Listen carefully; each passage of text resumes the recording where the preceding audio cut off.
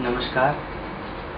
मैं फिर आज एक और इम्पोर्टेंट टेस्ट के बारे में बताना चाहूँगा, जो सांस का टेस्ट जिसे हम कहते हैं, स्पायरोमेट्री टेस्ट कहते हैं। ये जनरली कंप्यूटर द्वारा किया जाता है और आधुनिकतम मशीनें इसके बारे में उपलब्ध हैं और ये सांस और फेफड़े की बीमारी के बारे में महत्वपूर्ण जानकारी देती है। इस स्क्रीन पे देखें, इस मरीज का टेस्ट इस कंप्यूटराइज्ड सांस के मशीन से स्पायरोमेट्री टेस्ट किया जा रहा है। जो स्पायरोमेट्री टेस्ट है वो जनरली दो लक्षण में ज़रूर किया जाना चाहिए। एक तो हर वो मरीज जिसे सांस लेने में तकलीफ हो, चाहे वो बैठे बैठे हो या फिर वो एक्सर्शन करने पे या कोई काम करने पे या चलने पे उसे सांस की तकलीफ होती हो, ऐसे मरीज में ज़रूर टेस्ट सांस का करना चाहिए। जिस तरह से जरा भी अगर हार्ट की बीमारी का शक होने पे हम तुरंत ईसीजी कराते हैं, उसी तरह से जरा सा भी सांस की तकलीफ हो तो जो सबसे पहला टेस्ट है वो स्पायरोमेट्री टेस्ट होना चाहिए। दूसरा जो आम लक्षण है जिसमें स्पायरोमेट्री टेस्ट काफ़ी यूजफुल है बताने में कि किस बीमारी की वजह से हो रहा है, लंबी खांसी। अगर किसी मरीज को लंबी खांसी की शिकायत हो और वो खांसी ठीक ना हो रही हो तो ऐसे मरीज में स्पायरोमेट्री टेस्ट अवश्य करना चाहिए। पर इस टेस्ट के बारे में जो प्रॉब्लम आती है वो ये है कि इस टेस्ट को प्रॉपर तरीके से करना और उससे इंटरप्रेट करना, इसको पढ़ना, ये आम तौर पे काफ़ी लोगों को नहीं आता है और जिसकी वजह से ये बहुत ही प्रचलित नहीं है। लेकिन जैसा कि मैंने आपको कहा कि ये टेस्ट बहुत ही इम्पोर्टेंट है और ईसीजी की तरह से सबसे पहले इस टेस्ट को करना चाहिए अगर किसी पेशेंट को सांस की तकलीफ है। अभी मैं आपको दिखाऊंगा कि किस तरह से इस टेस्ट में कई फायदे होते हैं। जैसे ये टेस्ट ये पता करने के लिए बहुत ज़रूरी है कि पेशेंट को अस्थमा है कि नहीं। जो डायग्नोस्टिक्स टेस्ट है वो ये स्पायरोमेट्री है, लेकिन आपने कई बार सुना होगा दमे का इलाज बिना इस टेस्ट के ही किया जाता रहता है और आमतौर पे सिर्फ लक्षण के आधार पर ही दमे का इलाज शुरू कर दिया जाता है। जबकि ऐसे कई बीमारी होते हैं जो दमे के लक्षण होते हैं पर वो दमे की बीमारी की वजह से नहीं होते, जैसे सार्कोइडोसिस, लंग कैंसर, ट्यूबरकुलोसिस, सांस के रास्ते में कोई रुकावट और इस तरह की कई बीमारियां हैं जो दमा होती नहीं है। इसीलिए कोई भी मरीज जिसको दमे का शक हो या सांस की बीमारी हो उसे सांस का टेस्ट कराना चाहिए। दूसरी आम बीमारी जिसमें सांस का टेस्ट बहुत इंपॉर्टेंट है वो है क्रॉनिक ब्रोंकाइटिस और एम्फाइसीमा।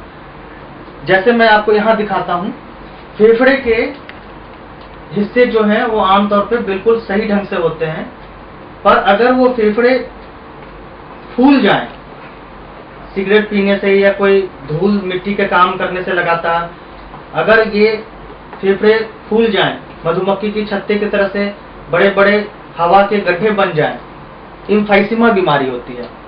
इसमें जब स्टेथोस्कोप से भी टेस्ट किया जाता है तो कई बार कुछ पता नहीं चलता और ऐसे मरीज के एक्सरे में भी शुरू में कुछ नहीं आते। तो अगर इस तरह के सांस के मरीज अगर शुरू में स्पायरोमेट्री करा लेते हैं तो उन्हें बहुत पहले ये डायग्नोसिस बन सकती है कि ये पेशेंट एम्फाइसीमा का है। उसी तरह से क्रॉनिक ब्रोंकाइटिस में सांस की अंदरूनी सतह जो है वो सूज जाती है और उसकी वजह से सांस की तकलीफ होती है। ऐसे मरीजों को अक्सर बलगम की शिकायत काफ़ी रहती है जो कि जाड़े या ठंड के मौसम में काफ़ी बढ़ जाती है। तो ऐसे मरीज में भी एक्सरे पे या किसी अन्य टेस्ट में कुछ भी नहीं आता। अगर ऐसे मरीज का सांस का टेस्ट शुरू में ही कर लिया जाए जिन्हें की बलगम की शिकायत हो, बेशक उनका सांस ना फूलता हो, अगर सांस का टेस्ट शुरू में कर लिया जाए तो ये बताया जा सकता है कि पेशेंट को क्रॉनिक ब्रोंकाइटिस है कि नहीं। और ऐसे मरीज को अगर उसे सांस की तकलीफ हो रही है तो सांस में पूरा आराम दिया जा सकता है। ऐसे ही कई अन्य और बीमारियां होती हैं जिन्हें हम दमा समझ लेते हैं और उनका इलाज चलता रहता है। ऐसे मरीज अगर सांस का टेस्ट कराएं तो ना सिर्फ ये पता चल सकता है कि दमा मरीज को नहीं है और ना ही कोई सांस सिकुड़ने की या फेफड़े के सांस के नलियों की कोई बीमारी है, बल्कि वो फेफड़े की बीमारी है जो कि फेफड़े सिकुड़ रहे हैं या कमज़ोर हो रहे हैं, या मांसपेशियों की बीमारी है जो कमज़ोर हो रहे हैं और जिसकी वजह से सांस की तकलीफ हो रही है इस तरह के, या फिर हड्डियों के बनावट में कोई चेंज हो गई है जिसकी वजह से सांस की तकलीफ हो रही है। तो इस तरह से सांस की टेस्ट करके, स्पायरोमेट्री टेस्ट करके हम इन सब बातों का पता लगा सकते हैं और उसके हिसाब से फिर प्रॉपर इलाज कर सकते हैं। जिस तरह से कुछ मरीजों में इवन अनयूजुअल कारण पता चल सकते हैं इस टेस्ट से। मैं अभी आपको दिखाता हूँ।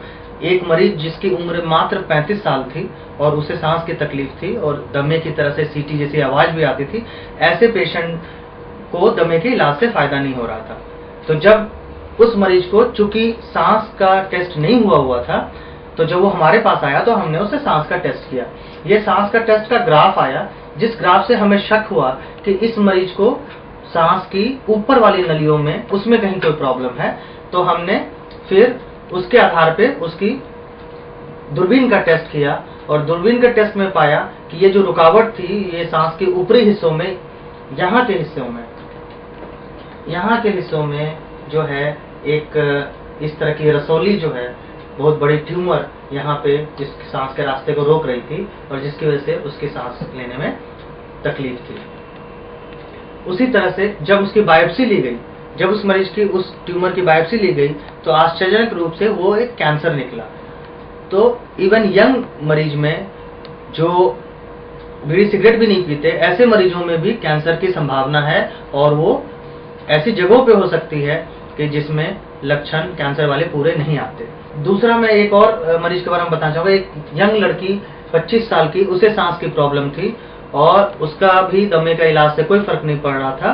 तो ऐसे वो जब हमारे पास आए तो हमने उसका जब कंप्यूटराइज्ड स्पायरोमेट्री सांस का टेस्ट किया, तो हमने उसकी जो ग्राफ है उसके हिसाब स्टडी ये बताती है सांस की रुकावट है, ये सांस की ऊपर की नलियों में है और वो ऐसी रुकावट है जो बिल्कुल फैल नहीं रही, जो बिल्कुल रास्ता नहीं दे रही किसी भी हालत में।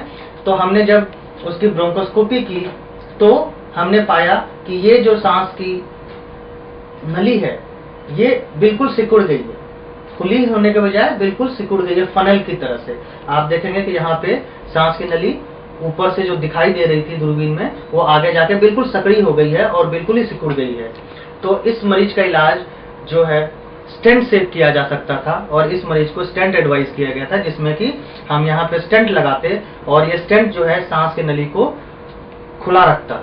इस तरह से हमने देखा कि कंप्यूटराइज्ड एडवांस सांस टेस्ट का, स्पायरोमेट्री टेस्ट का बहुत सारे एडवांटेजेस हैं और इस टेस्ट को शुरू में और जल्दी करा लेना चाहिए रादर देन कि सबसे बाद में। कई बार ऐसा देखा गया है कि सांस की बीमारी है पर मरीज एडवांस्ड हार्ट टेस्ट करा लेते हैं, यहाँ तक कि एंजियोग्राफी हो जाती है, इको हो जाता है, सब कुछ नॉर्मल आता है। उन्होंने क्या नहीं कराया? तो उन्होंने स्पायरोमेट्री टेस्ट नहीं कराई और इसीलिए उनके सांस की बीमारी का पता नहीं चला। इसीलिए इस टेस्ट का अर्ली यूज होना बहुत इंपॉर्टेंट है। जिस तरह से ईसीजी हम तुरंत कराते हैं, उसी तरह से सांस के मरीजों को स्पायरोमेट्री टेस्ट तुरंत कराना चाहिए। Thank you.